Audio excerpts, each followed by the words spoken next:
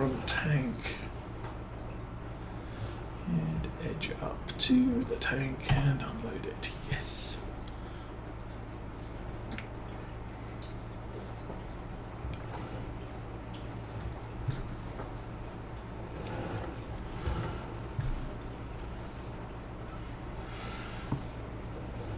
It will definitely be nice to start filling up the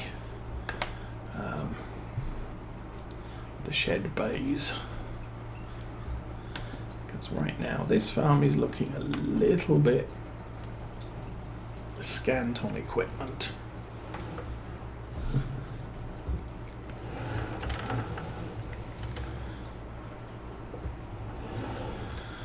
Already up to 130, and all we really need to worry about is so long as we can cover $600 a day on farm maintenance and loan servicing,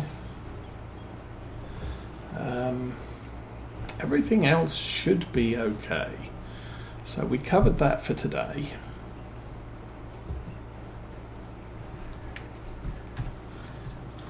Turn that off. Again, we'll run out to 2 o'clock in the afternoon, see if anything new happens.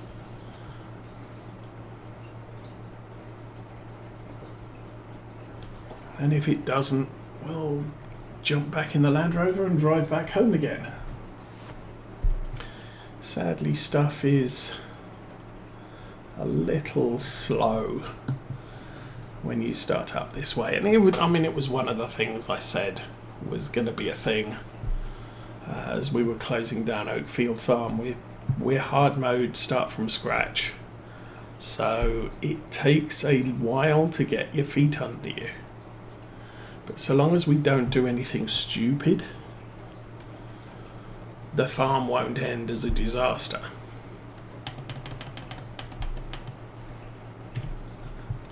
So what's going on in the contracting world? There are still a ton of baling. Ooh, that's really, you get one of those. Ooh. Maybe I want to do that. It's cultivating, fertilizer, another fertilizing contract. 2 sowing contracts.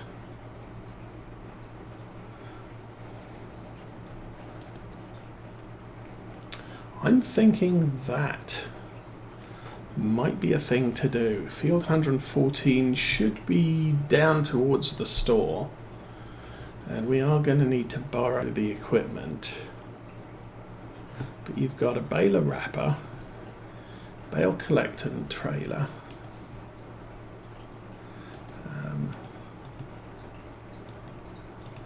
There are a couple of other.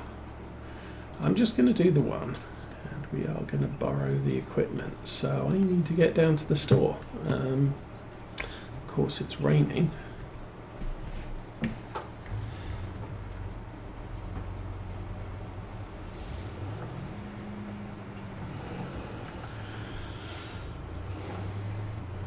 But we get a chance to drive the Big M, and we have a good sized tractor to run everything else. They've given us the Merge Max.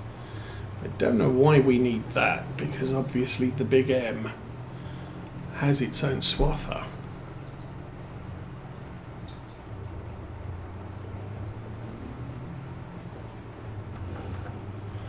Road is a little bit uneven here.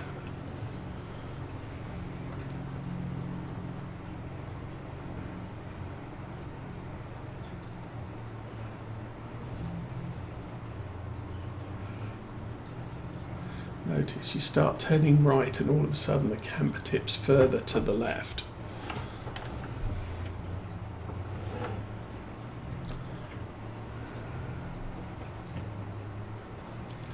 I think those windshield wipers are the wrong way round.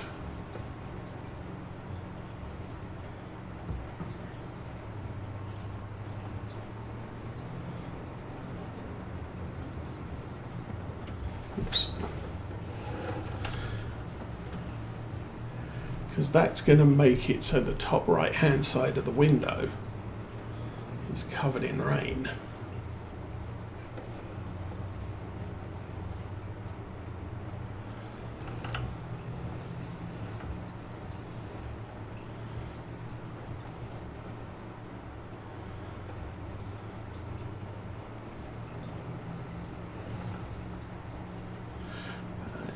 nearly at the store. I wonder if there's anything we can hitch to the back of this.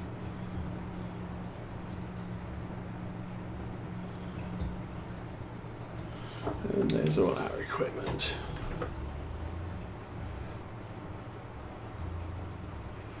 Guess we'll stick this over here.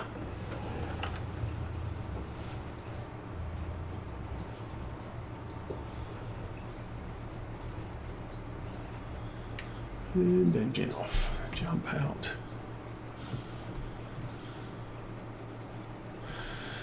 So we have this to mow with. It will swath it for itself. We have a Vario 930, very nice. One of those, I don't think I need that. That might be a variable bale capacity, which is good, and then we got that. So, where are we going? We are going to 114. Oh, that's actually back that way. Oh, how on earth do we get there? Looks like there's a path there. Access is probably from here. It's probably attached to that barn. Might be able to get in that way. Okay, I guess. Let's see. And also, how long is it going to rain for? Our rain's going to clear up at 2, and it's nearly 2 now, so...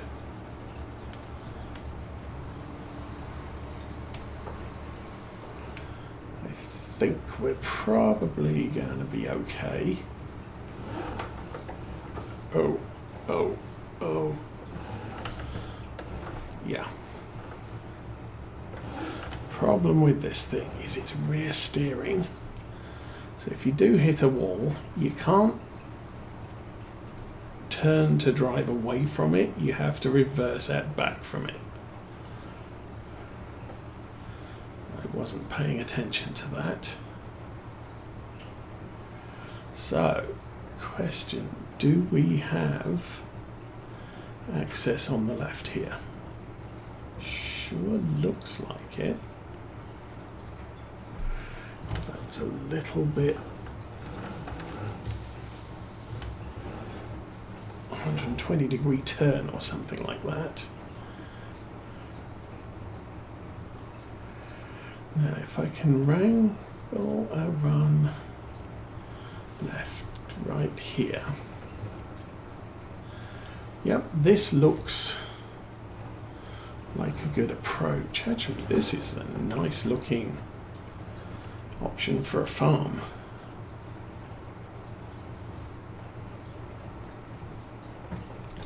Mind out, dear.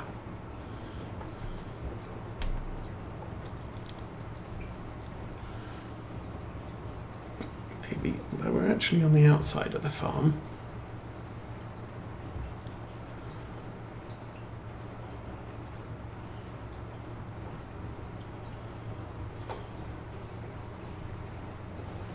Well, mind out, dear. All things considered, I think this probably takes us into the yard. And then, somewhere on our right, there should be an entrance to this field. Probably right about here. And there's the gate.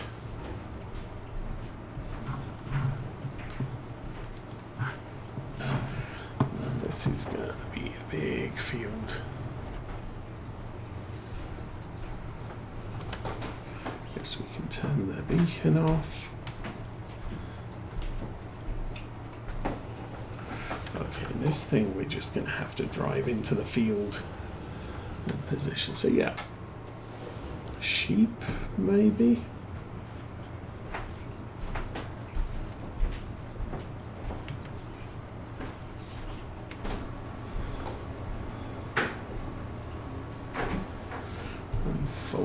this. I need the help menu widespreading.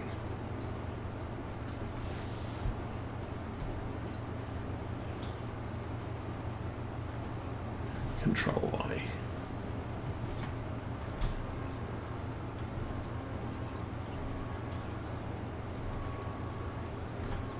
Okay, that's good.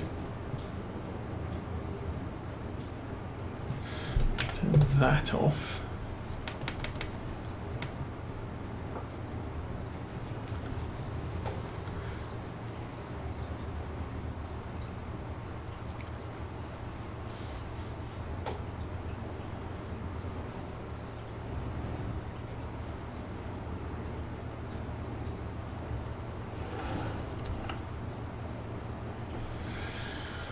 So, when is the rain going to stop? Right about now.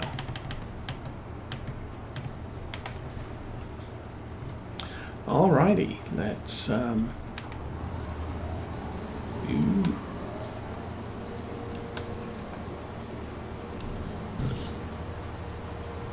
okay. That lowers. Okay, back mowers are on delay. So basically what you can do is, I'm going to get in the cab for this edge. That's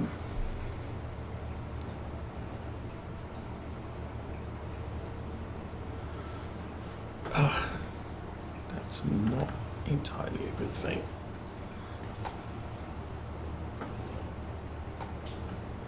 Yeah, what you're able to do is line up on a line or a row.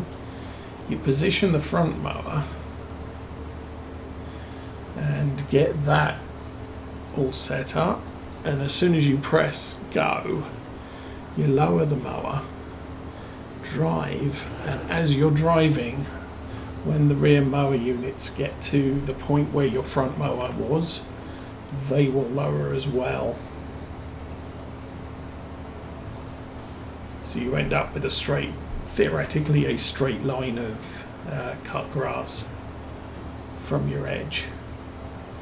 I'm actually going to run around this field in headlands. This is a fast mower. Problem is, at least for our farm's perspective, it's another thing with an engine. And at this stage of the game, you kind of want to buy things that have multiple purposes with engines, rather than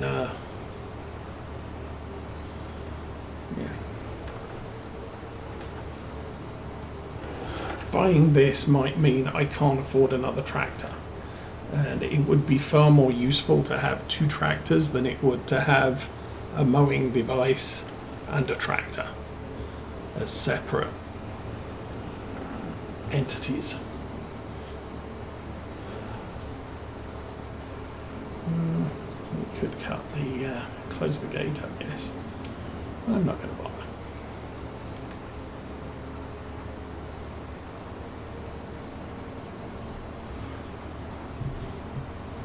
And then when I lift up the front, what should happen is the back stays down for a little bit more. Alrighty. So I think what I'm going to do is drive to the bottom and we'll mow the field in that direction.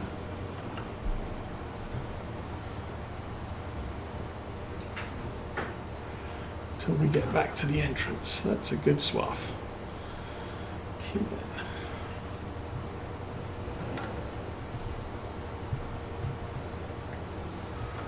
Could position a little bit better to the right there.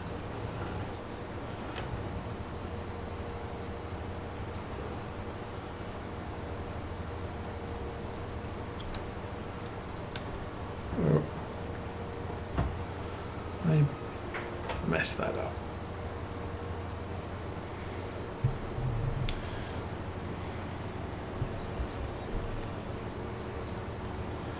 So I've got a feeling that because of the rear steering on this, you don't end up with sort of mohawks as you drive round corners like you would with a tractor hauled unit.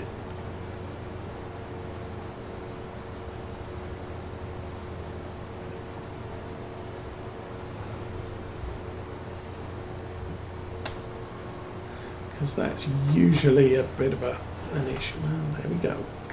Missed a bit.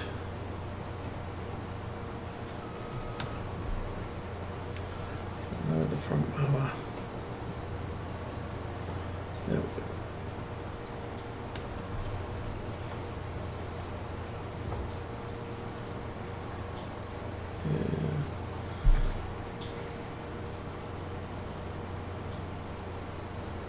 Could probably do with a second headland, although this does have a really good turn radius, so it's not too much of a problem. Drop the front, drive, and the back drops just as we get there. Again, this thing has GPS installed, so I could use it if I wanted to.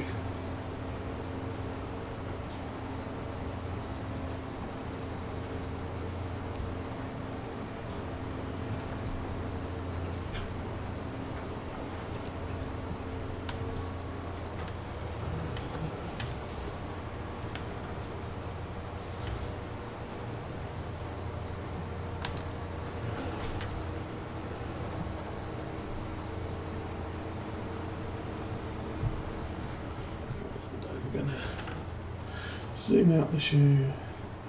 Cavalier Roy, good day and welcome to the Saturday stream on Maypole Farm. Yeah, this is one of those big expensive machines that it's really nice to have around, but justifying it on a small farm just doesn't cut it. Going to drop the back, thank you. I mean, I think if we bought a couple of those big grass fields at the back of our yard, you might be able to justify this. It's kind of like with our sugar beet harvests back on Oakfield. When you're starting off and you're planting one field and producing sort of 500,000 sugar beets, it's hard to justify spending 500,000 on a huge self-propelled harvester. But once you start producing 1 million sugar beets a year, then maybe you're now at the point where, okay, I need to consider a self-propelled unit.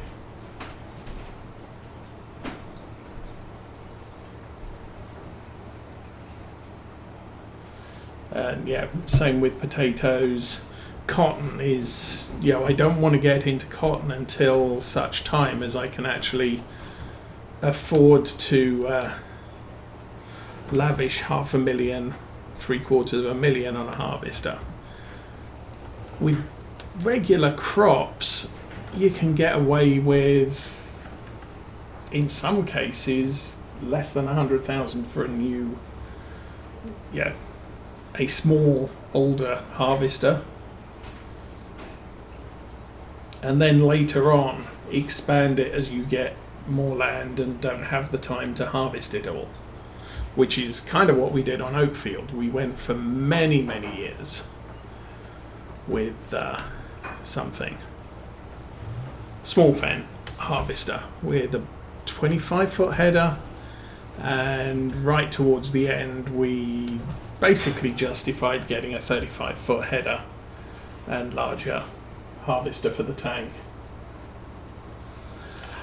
We're playing precision farming. I don't think it works the same way.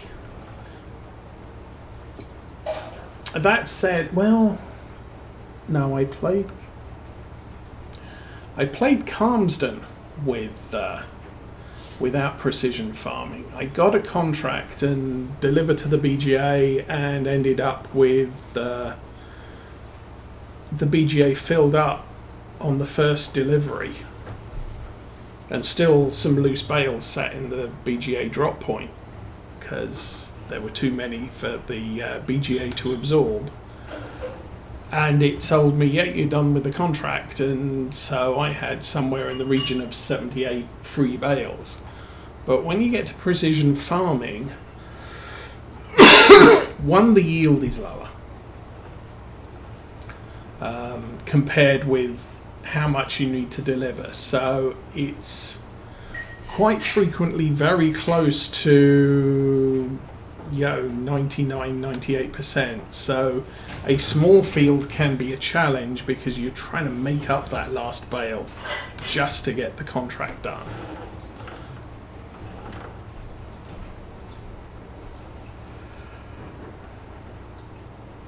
But I think it also depends where we're delivering, and I did not look to see where this contract's being delivered to.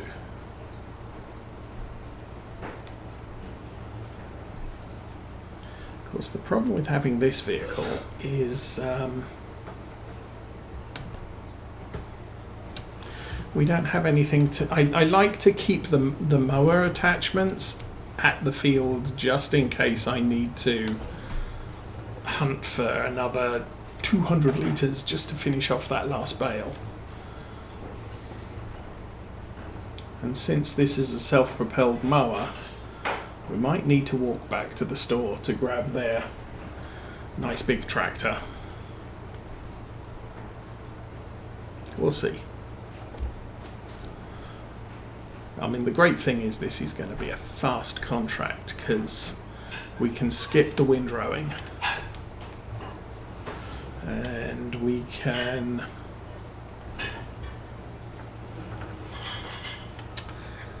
guess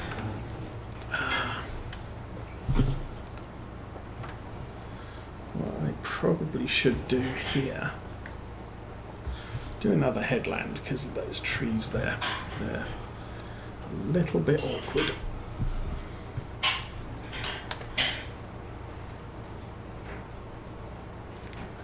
That'll give us a little bit more turnaround space on this corner.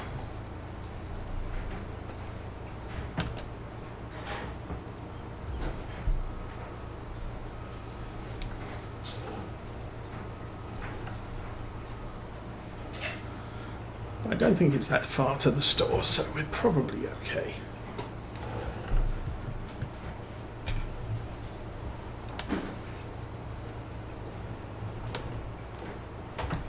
Oh, you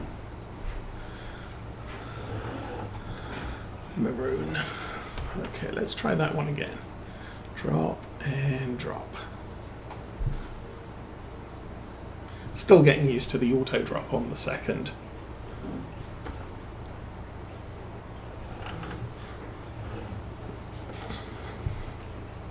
I think I did use a big M on Farm Sim 17, not on Lawfolds. It was available as a mod, but I did not use it on Farm Sim 22 at all.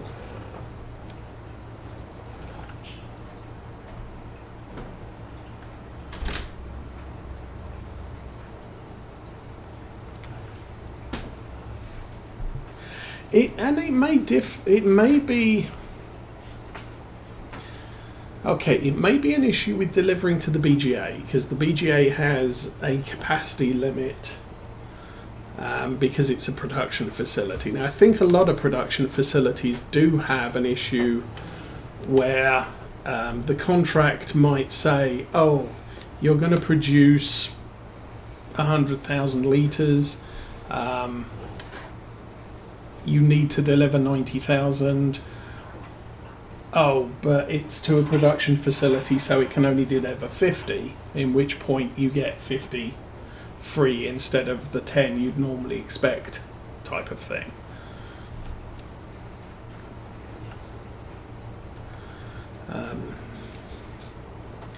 And the other thing is it may be conditional on the map too.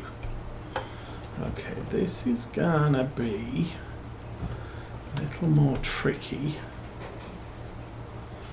because of the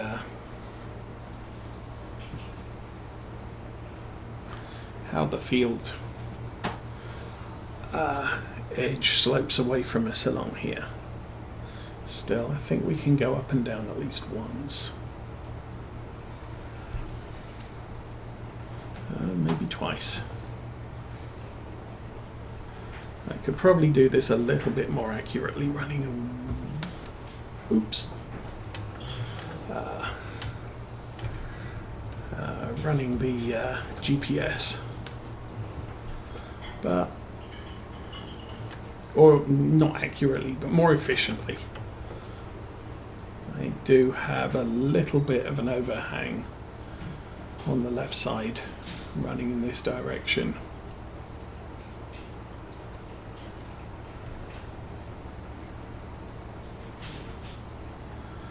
I think if I do that, it works better.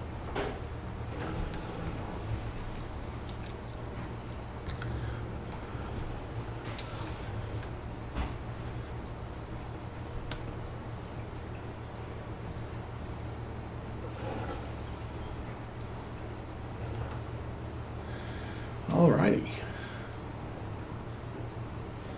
So a little bit left over here. Probably park this in the yard next to the sheep shed, and we'll take a walk back to the store and grab the rest of the equipment that they want us to play with today.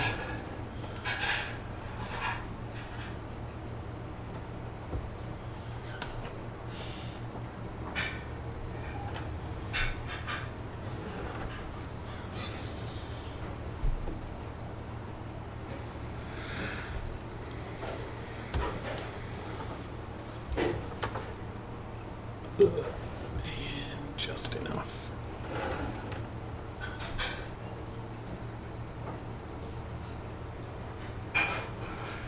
And that is mostly good.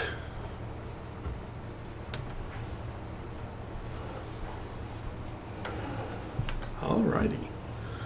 Get that thing folded.